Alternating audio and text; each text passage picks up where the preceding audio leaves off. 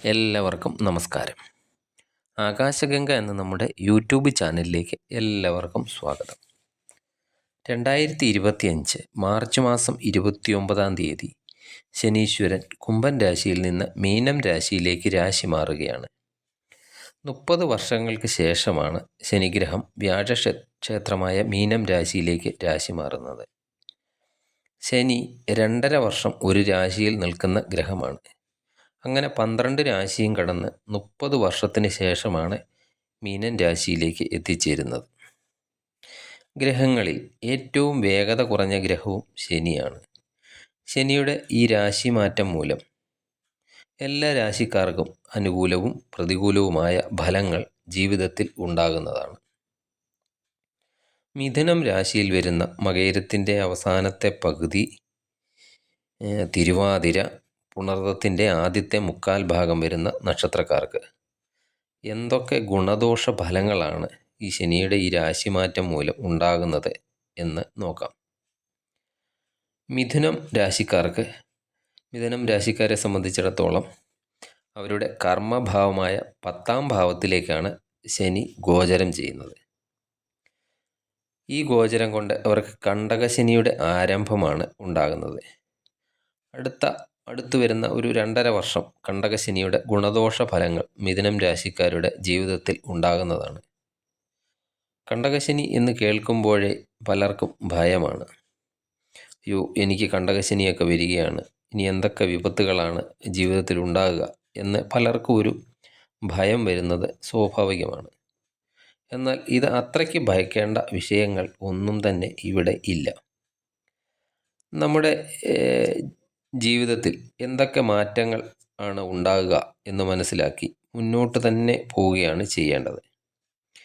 മുന്നോട്ട് പോകുന്ന വഴികളിലൊക്കെ കുഴികളും തടസ്സങ്ങളും ഒക്കെ ഉണ്ട് എന്ന് നേരത്തെ അറിഞ്ഞിട്ടാണ് മുന്നോട്ട് പോകുന്നതെങ്കിൽ തീർച്ചയായും നമുക്ക് അതെല്ലാം തരണം ചെയ്ത് മുന്നോട്ട് പോകാൻ സാധിക്കുന്നത് തന്നെയാണ്. ശനി നിങ്ങളുടെ 8ാം ഭാവത്തിൻ്റെയും അതുപോലെ 9ാം ഭാവത്തിൻ്റെയും അധിപനാണ്. ശനിയെ സംബന്ധിച്ചിടത്തോളം ശനി വളരെയധികം സ്ലോയിൽ പോകുന്ന ഒരു ഗ്രഹമാണ്. ശനിക്ക് സ്വാധീനം വരുന്നതിനാൽ ഈ കാലയളവിൽ നിങ്ങളുടെ എല്ലാ കാര്യങ്ങളും വളരെ ഒരു സ്ലോയിലായിരിക്കും പോകുന്നത്. എന്നാൽ ശനി വളരെ പങ്ക്ച്വാലിറ്റിയുടെ ഒരു ഗ്രഹം കൂടിയാണ്. സത്യസന്ധമായിട്ടൊക്കെ മുന്നോട്ട് പോകുന്നവർക്ക് കണ്ടകശനി, അഷ്ടമശനി, അതുപോലെ 7.5 ശനി ഇതൊന്നും വലിയ പ്രശ്നവും ഉണ്ടാക്കുന്നില്ല. ജാതകത്തിലൊക്കെ മോശം സ്ഥാനങ്ങളിലൊക്കെ നിൽക്കുന്ന ശനിയാണെങ്കിൽ കുറച്ചെന്തെങ്കിലുമൊക്കെ ബുദ്ധിമുട്ടുകൾ ഉണ്ടാക്കുകയുള്ളൂ. കർമ്മഭാവത്തിലേക്കാണ് ശനി വരുന്നത്. ഈ കർമ്മഭാവം മീനം രാശി ആയതിനാൽ കടൽ, അതുപോലെ ജലം ഇതൊക്കെയായിട്ടൊക്കെ ബന്ധപ്പെട്ട് ജോലി ചെയ്യുന്നവർക്ക് കൂടുതൽ ഗുണകരമായ അവസ്ഥയൊക്കെ ഉണ്ടാകുന്നതാണ്. എന്നാൽ ശനി കർമ്മഭാവത്തെ സ്വാധീനിക്കുന്നതിനാൽ ജോലിയൊക്കെ ചെയ്യുമ്പോൾ വളരെയധികം ശ്രദ്ധ ജോലിയിൽ കൊടുക്കേണ്ടതാണ്.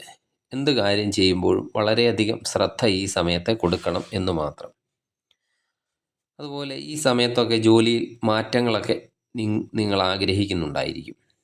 ജോലി ഇപ്പോൾ നിലവിൽ ചെയ്യുന്ന ജോലി മാറിയാലോ, അല്ലെങ്കിൽ അഡീഷണലായിട്ട് വേറെ എന്തെങ്കിലും കൂടി ചെയ്താലോ എന്ന ചിന്തയൊക്കെ ഈ സമയത്ത് നിങ്ങൾക്ക് ഉണ്ടാകുന്നതാണ്.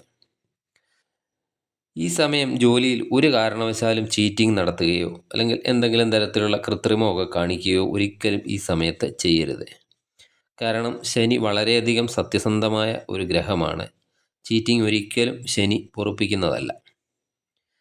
അതുപോലെ രാഹു മീനത്തിലൊക്കെ ഈ സമയത്ത് സ്ഥിതി ചെയ്യുന്നുണ്ട്. ഈ രാഹു മീനത്തിലൊക്കെ ഉള്ളതിനാൽ വിദേശ രാജ്യങ്ങളിലൊക്കെ ജോലി ചെയ്യുന്നവർക്കും അതുപോലെ വിദേശത്തേക്കൊക്കെ പോകാൻ ശ്രമിക്കുന്നവർക്കും വളരെയധികം ഗുണകരമായ അവസ്ഥ ഈ സമയത്ത് ഉണ്ടാകുന്നതാണ്.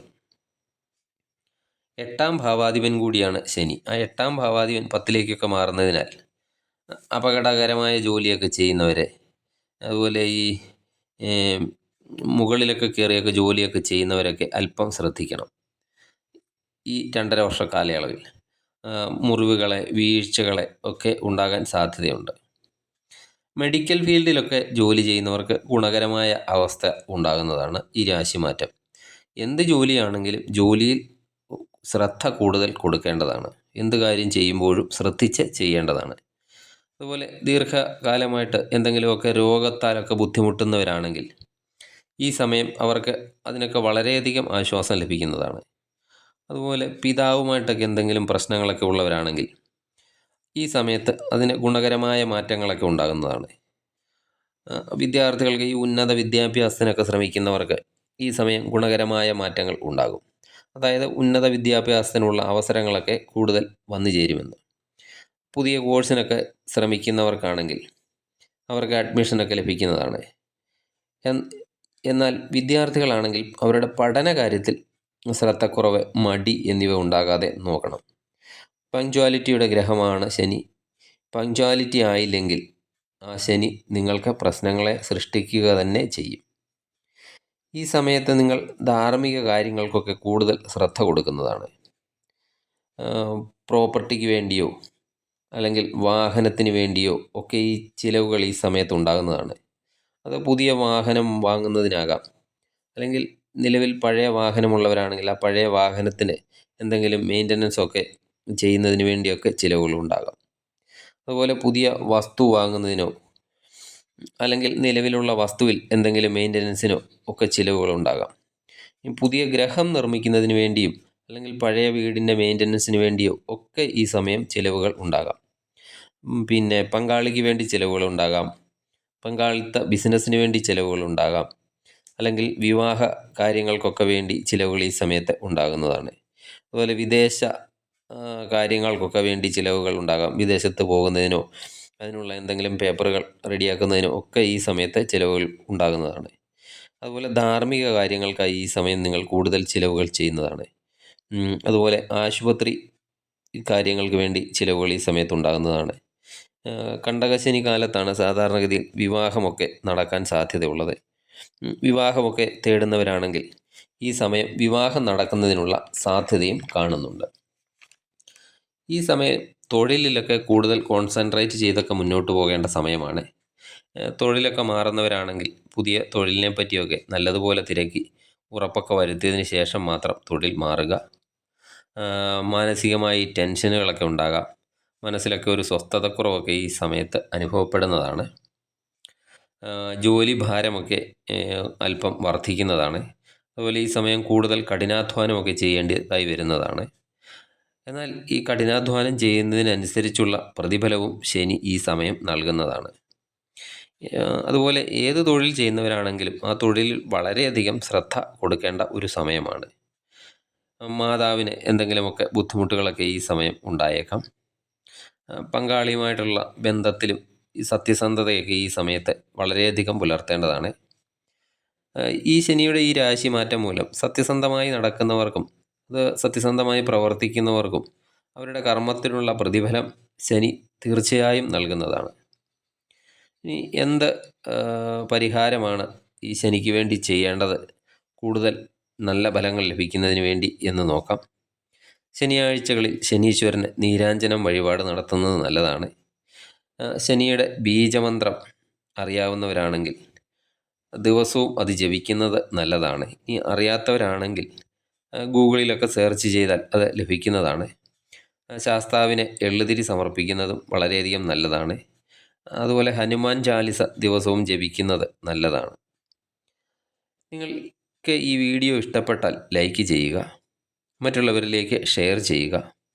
അതുപോലെ സബ്സ്ക്രൈബ് ചെയ്യാതെ വീഡിയോ കാണുന്നവരാണെങ്കിൽ ദയവായി സബ്സ്ക്രൈബ് ചെയ്ത് കാണുക. മറ്റൊരു വീഡിയോയിലൂടെ വീണ്ടും കാണാം. എല്ലാവർക്കും നന്ദി, നമസ്കാരം.